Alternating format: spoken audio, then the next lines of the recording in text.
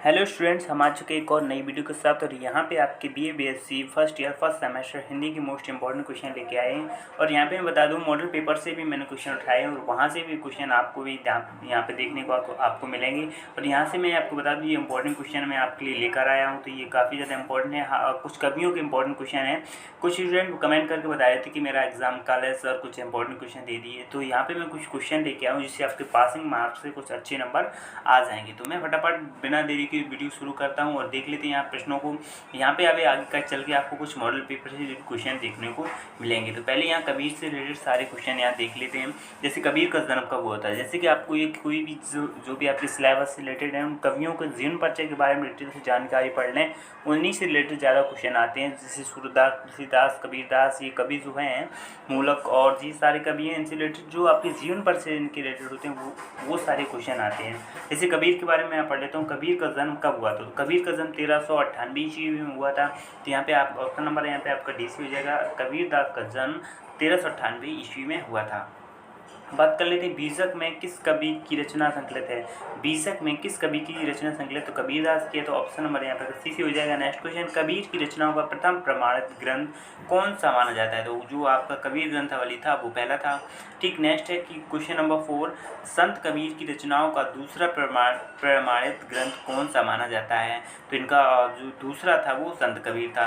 तो इस प्रकार से क्वेश्चन है। कबीर से रिलेटेड कोई भी क्वेश्चन आ जाएगा तो वो यहीं से फंस जाएगा। ऐसे ही आप कई बार क्वेश्चन हर कवि रिलेटेड पढ़ पाएंगे तो यहाँ पे आपके क्वेश्चन पेपर में फंस जाएंगे। जो भी कोई भी कवि हो उससे रिलेटेड आपकी जानकारी थोड़ी विस्तारित होनी चाहिए, उसके जीवन से रिलेटेड, उनकी रचनाओं से रिलेटेड। तो यहाँ पे मैं आप कबीर से रिलेटेड सारी रचनाएं देख लेते हैं। यहाँ पे जो भी कबीर से रिलेटेड जो भी क्वेश्चन बनते हैं। ठीक, तो यहाँ पे मैं देख लेता हूँ क्वेश्चन।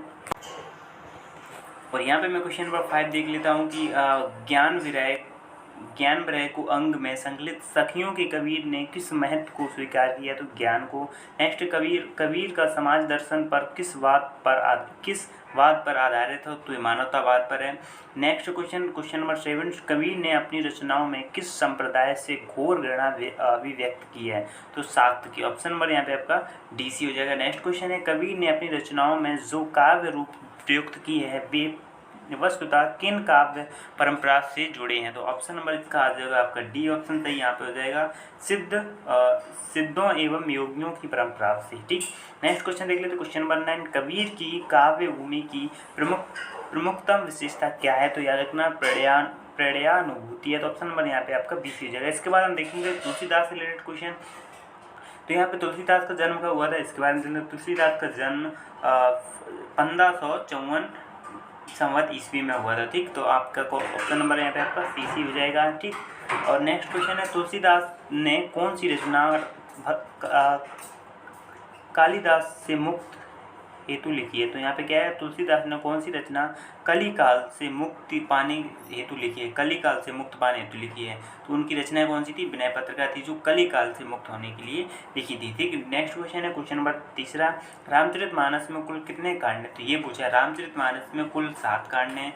याद रखना, क्वेश्चन इंपॉर्टेंट है। क्वेश्चन नंबर 4 देख लेते हैं, रामचरितमानस की रचना कब प्रारंभ हुई, तो रामचरितमानस की रचना 1631 ईस्वी में प्रारंभ हुई थी। नेक्स्ट क्वेश्चन नंबर 5, रामचरितमानस का 5वां कांड कौन सा है, तो 5वां कांड आपका सुंदरकांड है। तो ऑप्शन नंबर यहाँ पे आपका BC हो जाएगा। नेक्स्ट क्वेश्चन देखते हैं क्वेश्चन नंबर 6, तुलसीदास ने रामचरितमानस का संपादन किया था, तो कहाँ किया था, अयोध्या में किया था। ऑप्शन नंबर यहाँ पे आपका BC हो जाएगा। नेक्स्ट क्वेश्चन है क्वेश्चन नंबर 7, रामचरितमानस का महत्व आज किस कारण से है, तो याद रखना जीवन मूल्यों के कारण है। तो ऑप्शन नंबर यहाँ पे आपका C हो जाएगा।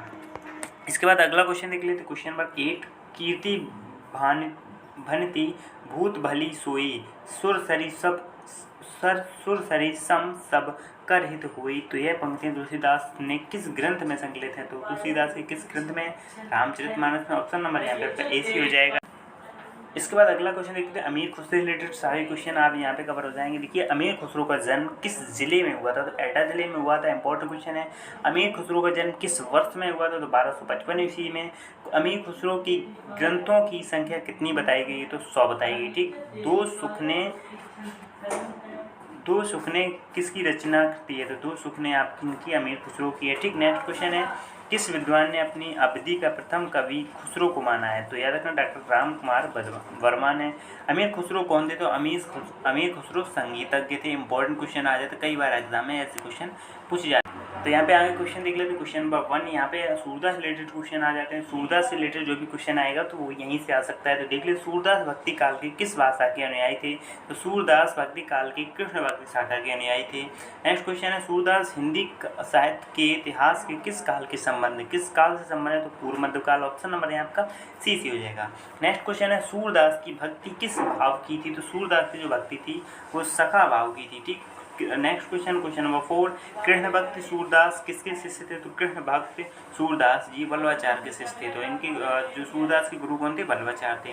क्वेश्चन नंबर 5, सूरदास की रचनाओं का सर्वप्रथम प्रकाशन किस वर्ष किस नाम से हुआ था? तो इनका किस नाम से हुआ था? तो सूरसागर कल्पद्रुम। क्या ऑप्शन नंबर है आपका ए सी हो जाएगा। ठीक। आगे क्वेश्चन देख लेते हैं। क्वेश्चन नंबर 6 सूरदास रिलेटेड है। निम्नलिखित में से कौन सी पंक्ति सूर की नहीं है? तो ये पूछा है कौन सी पंक्ति है यहाँ पे दी, कौन सी सूर की नहीं? तो ये देखिए, हरि भोज सब पतनिन पतितेश। तो जो ऑप्शन नंबर यहाँ पे ए से ही वो यहाँ पे इनकी नहीं है। ठीक। इसके बाद आगे देख लेते हैं। नेक्स्ट क्वेश्चन आ जाता है हमारा गोरखनाथ से रिलेटेड कई बार क्वेश्चन पूछे गए हैं। तो इनमें से किसको गोरखनाथ का गुरु माना जाता है? तो मत्स्येंद्र नाथ को गोरखनाथ का गुरु माना जाता है। दूसरा क्वेश्चन है, गोरखनाथ की रचनाओं में इनमें किसका वर्णन मिलता है? तो किसका वर्णन मिलता है? देखिए, इंद्रिय निग्रह का, प्राण साधना का, गुरु महिमा का, इन सभी को। इन ऑप्शन नंबर यहाँ पे आपका डी से हो जाएगा। इसके बाद नेक्स्ट क्वेश्चन है क्वेश्चन नंबर आपका 3, गोरखनाथ द्वारा किस प्रकार के योग का उपदेश दिया गया है? तो हठ योग, यानी ऑप्शन नंबर यहाँ पे आपका सी हो जाएगा। इनमें कौन सा गोरखनाथ की रचना है? तो यानी शबदी, प्राण संकली, सेनापली, रोमावली, यानी ऑप्शन नंबर आपका डी से हो जाएगा ये सभी। ठीक। नेक्स्ट क्वेश्चन नंबर 5, निम्न में कौन गोरखनाथ द्वारा वर्णित योग साधना की विशेषता नहीं है? तो कौन सी विशेषता नहीं है? तो याद रखना पंचम कार का प्रयोग। ऑप्शन नंबर यहाँ पे आपका सी सही हो जाएगा। इसके बाद अगला क्वेश्चन देख लेते हैं। क्वेश्चन नंबर 6, इनमें से विभिन्न विद्वानों द्वारा गोरखनाथ का समय क्या स्वीकार किया गया? तो 13वीं शताब्दी। ऑप्शन नंबर यहाँ आपका सी हो जाएगा। इनमें से किस विद्वान का गोरखवीवाणी नाम से गोरखनाथ की रचनाओं को संकलित प्रकाशित कराया गया? तो याद रखना पीताम्बर वटवाल। ऑप्शन नंबर यहाँ पे ए हो जाएगा। अगला क्वेश्चन है क्वेश्चन नंबर 8, इनमें से गोरखनाथ किसका साथ करने को सहमति नहीं देते? तो काम क्रोध को सहमति नहीं देते। तो ऑप्शन नंबर यहाँ पर सी हो जाएगा। नेक्स्ट क्वेश्चन है क्वेश्चन नंबर 9, गोरखनाथ इनमें से किस साक्षात्कार की बात करते थे? तो याद रखना ऑप्शन नंबर यहाँ पर बी सी हो जाएगा, अदृश्य रूप वाले परब्रह्म। ऑप्शन नंबर यहाँ बी सी हो जाएगा। अगला क्वेश्चन है हमारे गोरखनाथ से रिलेटेड, ब्रह्मरंध्र में निम्न में से किसके लोप हो जाने से घोर अंधकार हो गया था? तो देखने चंद्र और सूर्य नाड़ी की। तो ऑप्शन नंबर यहाँ पे ए से हो जाएगा। अब देख लेते हैं मॉडल पेपर किस प्रकार के क्वेश्चन आते हैं, उनको भी हम यहाँ पे आप सॉल्व कर लेते हैं। यहाँ मॉडल पेपर रिलेटेड क्वेश्चन देख लेते हैं किस प्रकार से मॉडल पेपर में आएंगे। देख लीजिए, हिंदी साहित्य के इतिहास का प्रथम लेखक कौन है? तो हिंदी साहित्य के इतिहास के प्रथम लेखक गार्गी दत्तात्रेय हैं। तो ऑप्शन नंबर यहाँ पे बी सी हो जाएगा। नेक्स्ट क्वेश्चन है, हिंदी साहित्य की भूमिका ग्रंथ के लेखक कौन है? तो हिंदी साहित्य की भूमिका ग्रंथ के लेखक आचार्य महावीर प्रसाद द्विवेदी। हिंदी साहित्य की भूमिका ग्रंथ का लेखक, ये काफ़ी ज़्यादा इंपॉर्टेंट क्वेश्चन है, याद रखना आचार्य हजारी प्रसाद द्विवेदी। नेक्स्ट क्वेश्चन देख लेते क्वेश्चन नंबर 3, यहाँ पूछा है कि आधुनिक काल की मीरा किसे कहा जाता है? तो आधुनिक काल की मीरा महादेवी वर्मा को कहा जाता है। ऑप्शन नंबर यहाँ पे आपका सी से हो जाएगा। नेक्स्ट क्वेश्चन है, रीति सिद्ध काव्यधारा के प्रमुख कवि कौन है? तो रीति सिद्ध काव्यधारा के प्रमुख कवि बिहारी दास हैं। ऑप्शन नंबर यहाँ आपका ए सी हो जाएगा। मोस्ट इंपोर्टेंट क्वेश्चन है। ठीक। नेक्स्ट क्वेश्चन नंबर 5, यहाँ दिया है कि कामायनी में किस दर्शन की अभिव्यक्ति हुई? तो कामायनी में आपके प्रत्यविज्ञा दर्शन की अभिव्यक्ति हुई। तो ऑप्शन नंबर यहाँ पे आपका डी सी हो जाएगा। अगला क्वेश्चन है क्वेश्चन नंबर 6, सच्चिदानंद हिरानंद वात्स्य अज्ञे को ज्ञानपीठ पुरस्कार किस रचना पर मिला था? तो याद रखना कितनी नावों में कितनी बार ये रचना थी जो जिन्हें इस रचना पर ज्ञानपीठ पुरस्कार मिला था? नेक्स्ट क्वेश्चन है क्वेश्चन नंबर 7, युगधारा रचना के रचनाकार का नाम बताइए। तो युगधारा रचना के रचनाकार नागार्जुन थे, तो ऑप्शन नंबर यहाँ पे सी हो जाएगा। अगला क्वेश्चन है सरअपा को हिंदी का प्रथम कवि किसने माना था। तो सरअपा को हिंदी का प्रथम कवि राहुल सातकर्यायन को माना था। ठीक, नेक्स्ट क्वेश्चन के लिए क्वेश्चन नंबर 9 यहाँ पे पूछा है पृथ्वीराज रासो के रचयिता किसे माना जाता है। तो पृथ्वीराज रासो के रचयिता चंद्रवरदाई को माना जाता है। इसके बाद अगला क्वेश्चन है क्वेश्चन नंबर 10, रामानंद किस भक्ति धारा के प्रमुख कवि थे। तो याद रखना सगुण भक्ति काव्य धारा, सगुण भक्ति धारा के, तो ऑप्शन नंबर यहाँ पे का 20 हो जाएगा। अगला क्वेश्चन अपभ्रंश वाल्मीकि किसे कहा जाता है। तो अपभ्रंश वाल्मीकि स्वयंभू को कहा जाता है। ऑप्शन नंबर यहाँ पे का 20 ही हो जाता है। ठीक, इसके बाद अगला क्वेश्चन है क्वेश्चन नंबर 12, यहाँ पूछा है रीतिकाल का वह कौन सा कवि है जो अपनी मात्र एक कृति के लिए हिंदी साहित्य में अमर हो गया। तो बहुत ही ज़्यादा इंपॉर्टेंट क्वेश्चन है, कॉम्पिटिटिव एग्जाम में भी ये कई बार पूछा गया है, तो आपके एग्जाम के लिए इंपॉर्टेंट है बिहारी। तो ऑप्शन नंबर यहाँ पे आपका सी हो जाएगा। ठीक, इसके बाद नेक्स्ट क्वेश्चन देख लेते, क्वेश्चन नंबर 13, यहाँ पूछा द्विवेदी युग का नामकरण किसके नाम पर हुआ। तो महावीर प्रसाद द्विवेदी। ऑप्शन नंबर यहाँ पे आपका 20 हो जाएगा। अगला क्वेश्चन है क्वेश्चन नंबर 14, एक भारतीय आत्मा किसे कहा जाता है। एक भारतीय आत्मा माखनलाल चतुर्वेदी को कहा जाता है। ऑप्शन नंबर यहाँ पे 20 हो जाएगा। अगला क्वेश्चन है ज्ञानपीठ पुरस्कार किस क्षेत्र में श्रेष्ठ कार्य के लिए दिया जाता है। तो इसको साहित्य के क्षेत्र में। ऑप्शन नंबर यहाँ पे DC हो जाएगा। अगला क्वेश्चन है बिहारी किस राजा के दरबारी थे। तो याद रखना जय सिंह के थे। ऑप्शन नंबर यहाँ पे DC हो जाएगा। अगला क्वेश्चन है रामचरितमानस भाषा कौन सी थी। तो याद रखना अवधी भाषा में लिखी गई थी। ठीक, अगला क्वेश्चन है गोरखनाथ के गुरु का नाम क्या था। तो मत्स्येंद्र नाथ। ऑप्शन नंबर यहाँ पे BC हो जाएगा। गोरखनाथ से रिलेटेड मैंने अभी आपको पढ़ाया था उन सारे क्वेश्चनों में जो भी जिस कभी अभी यहाँ कभी से रिलेटेड जो भी क्वेश्चन आ जाता है तो वो जरूर फंसेंगे। जैसे कि मैंने अभी गोरखनाथ का आपको पढ़ाया था, तो गोरखनाथ से रिलेटेड कौन से थे, मैंने पूछा था गुरु कौन थे उनका नाम। तो याद रखो मत्स्येंद्र नाथ थे। ठीक, गोरखनाथ की काव्य भाषा कौन सी थी। अपभ्रंश थी। याद रखना ऑप्शन नंबर यहाँ पे आपका BC हो जाता है। अब यहाँ पे नेक्स्ट क्वेश्चन पूछा है कि बहुत कठिन है डगर पनघट का अर्थ क्या है।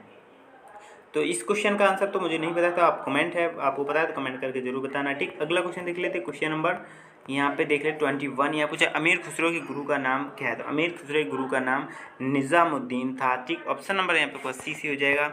अमीर खुसरो को अमीर का खिताब किसने दिया था। देखो जलालुद्दीन ने दिया था। नेक्स्ट क्वेश्चन है मैथिल कोकिल किसे कहा जाता है। तो मैथिल कोकिल याद रखना विद्यापति को कहा जाता है। ठीक, अगला क्वेश्चन देख लेते हैं क्वेश्चन नंबर 24, सूरदास का सर्वाधिक प्रसिद्ध ग्रंथ कौन सा है। तो सूरसागर है। याद रखना इंपॉर्टेंट है। ऑप्शन नंबर BC हो जाएगा। तुलसीदास का जन्म स्थान कहाँ हुआ था। तुलसीदास का जन्म स्थान राजापुर में हुआ था। ठीक, कबीर के गुरु का नाम क्या था। कबीर के गुरु का नाम रामानंद। नेक्स्ट क्वेश्चन नंबर 31, इनमें से कौन सा कवि ज्ञान मार्गी शाखा का है। तो याद रखना Kabirdas ji. Next question number 32, Kabir का लालन पालन किस जुलाहे ने किया था। तो नीरू नीमा नामक किया। तो याद रखना कई बार काफ़ी ज़्यादा ये क्वेश्चन कन्फ्यूजन वाला है, तो याद रखना कौन सा ऑप्शन नंबर यहाँ पे DC हो जाएगा। नीरू और नीमा थे, तो यहाँ पे एक दिया जाए नीरू। ठीक, ऑप्शन नंबर यहाँ आपका DC हो जाएगा। नेक्स्ट क्वेश्चन देख लेते क्वेश्चन नंबर 33, जायसी का जन्म किस सन में हुआ था। मैंने जायसी रिलेटेड क्वेश्चन आपको पढ़ाए हैं, तो यहाँ पे काफ़ी ऑप्शन यहाँ पे गलत दिए हैं। तो किस सन में दिया था। तो यहाँ पे जहाँ तक मुझे बताया 1467 ईस्वी में हुआ था जायसी का जन्म। और आपको जो बताया तो जरूर बताइए, ये ज़्यादा ऑप्शन में यहाँ पे सारे गलत दिए हैं। ठीक, जहाँ तक मुझे दिखाई दे रही सभी गलत है। ठीक, आगे देख लीजिए क्वेश्चन नंबर 34, पद्मावत का कथानक कौन है। तो पद्मावत का कथानक रत्नसेन है। ठीक, पद्मावती के पिता का नाम कौन था। पद्मावती के पिता का नाम था गंधर्व सेन। काफ़ी ज़्यादा इंपॉर्टेंट क्वेश्चन है। तो पद्मावत की भाषा कौन सी थी। तो बोलचाल की अवधि थी। Important question, option number BC हो जाएगा। अगला क्वेश्चन देख लेते क्वेश्चन नंबर 37, पद्मावती किस द्वीप की राजकुमारी थी। तो याद रखना सिंघल द्वीप की। ठीक, अगला क्वेश्चन जायसी के गुरु का नाम क्या था। तो जायसी के गुरु का नाम था आपका अलाउद्दीन। ठीक, नेक्स्ट क्वेश्चन नंबर 39, रत्नसेन की दूसरी रानी का नाम क्या था। तो याद रखना नागमती था। ठीक, ऑप्शन नंबर यहाँ आपका BC हो जाएगा। अगला क्वेश्चन नंबर 40, रीतिकाल के प्रथम आचार्य कौन थे। तो रीतिकाल के प्रथम आचार्य केशवदास थे। ऑप्शन नंबर आपका DC हो जाएगा। क्वेश्चन नंबर 86, नागार्जुन का वास्तविक नाम क्या था। तो नागार्जुन का वास्तविक नाम वैद्यनाथ मिश्र था। अगला क्वेश्चन 87, नागार्जुन किस धारा के कवि थे। नागार्जुन प्रगतिवादी के कवि थे। अगला क्वेश्चन है भस्मांकुर किसकी रचना है। तो नागार्जुन की है। प्रगतिवाद का सलाहकार पुरुष प्रधान किसे माना जाता है या किसे कहा जाता है। नागार्जुन को कहा जाता है। जिस क्वेश्चन से यानी जो भी कवि होता है उससे कई क्वेश्चन एक साथ पूछे जाते हैं। जैसे नागार्जुन से रिलेटेड यहाँ पे क्वेश्चन शुरू हुए थे, तो नागार्जुन का यहाँ पर भी क्वेश्चन पहला, दूसरा और यहाँ पर भी क्वेश्चन नागार्जुन का, तो यहाँ पर 3 क्वेश्चन हो गए। और इसके बाद ये भी क्वेश्चन नागार्जुन का है, तो यानी लगातार एक ही कवि से 5वां क्वेश्चन भी है। नागार्जुन का वास्तविक नाम बैजनाथ